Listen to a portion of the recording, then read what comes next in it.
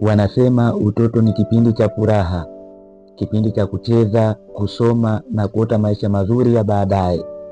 Lakini si kila mtoto duniani amepewa nafasi hiyo. Kuna watoto ambao kila asubuhi hawafikirii kuhusu michezo wala burudani. Wanafikiria chakula watakachokula, mahali watakapolala na namna ya kuendelea kuishi siku nyingine. Huyu ni mmoja wao. Akiwa bado mdogo amebeba mzigo mkubwa ambao hata watu wazima wengi huogopa kuubeba. Wakati watoto wengine wanakwenda shule wakiwa na furaha, yeye anatembea akiwa na mawazo mengi kuliko umri wake.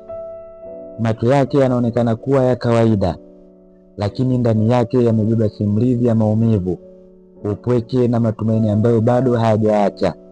Kila hatua anayopiga ni mapambano.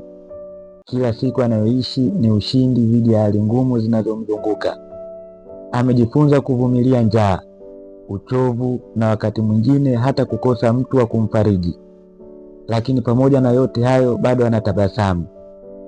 Tabasamu ambalo halimaanishi kwamba hana maumivu, bali linaonyesha kwamba bado anaamini kuwa kesho inaweza kuwa bora kuliko leo. Je, ni mara ngapi tumepita karibu na watoto kama huyu bila kujua vita wanavyopigana kila siku? Ni mara ngapi tumedhani kuwa ni kawaida ili hali ndani yao kuna kilio kisichosikika? Huyu si mtoto wa familia moja pekee. Huyu ni mtoto wa jamii yetu.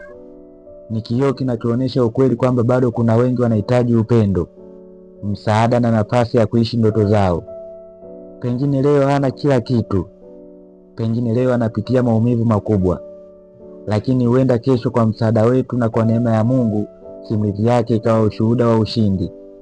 Kwa sababu nyuma ya macho ya mtoto huyu bado kuna ndoto.